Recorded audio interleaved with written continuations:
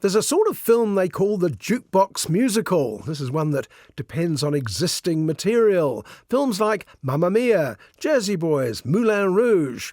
In the case of Chuck Chuck Baby, the characters sing along with these songs.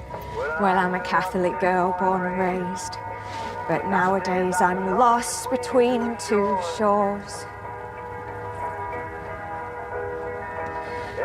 But it ain't home, but it ain't mine no more.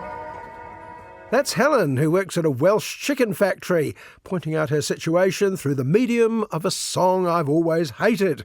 It's the immortal I Am I Said, sung by the once unavoidable Neil Diamond. And the assistance of first star Louise Brealey and subsequently her salt-of-the-earth co-workers does very little to change my opinion. I am a cried. I am, said I. That's the trouble with jukebox musicals. If you don't like the record collection, in this case that of writer-director Janis Pugh, it's easier to get off on the wrong foot. Those on the right foot will welcome the fact that Helen lives with her charmless ex-husband Gary, his very young girlfriend and their baby daughter, and Gary's ailing mum Gwen. I'm not a great believer in love. You must have believed in it once upon a time. Women like us, we live by the clock, spend every day serving someone. Gwen is played by the only actor I recognised, one of the theatrical Cusack sisters, Saoirse. She's good, possibly because she's not required to sing along to Janis Pugh's record collection.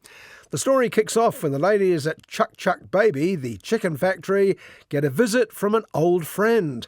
Joanne's returned with a flash new car. Listen to you. You sound dead posh. Hey, you do. Look at your car. Don't you touch my car. Hey, look at me on the car. Joe and Helen eye each other up 20 years after being at school together.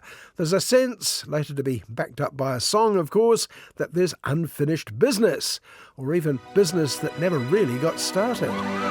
You remember Helen from the home, Joe? She was at school with us. Been 20 odd years. It's funny, that is. This is the first time we've ever talked. For dramatic convenience, Jo's come back to tidy up after her late father, a late father who lived right smack next door to the house that Helen shares with Gary, girlfriend Amy, an unnamed baby, and of course wise old granny Gwen. Snoopyans against the law. You like her? You've been hiding away too long. What is going on with those two? So, will Helen and Jo get together, or will they be forced apart by what exactly? By the fact that Helen feels stuck in the old hometown looking after invalid Gwen, or by the fact that Jo, while currently living in that London, is still drawn to those old northern lights?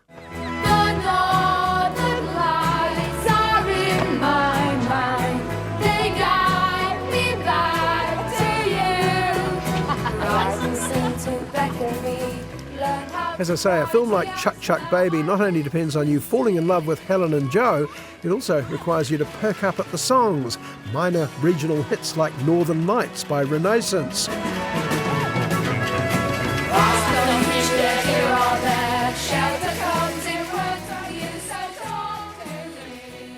Throughout the film, songs I never much liked, Going Out of My Head, Better Days Ahead, and a dreary version of Dirty Old Town, are brought in to illustrate a character going out of her head, thinking of better days ahead once they can get out of that dirty old town.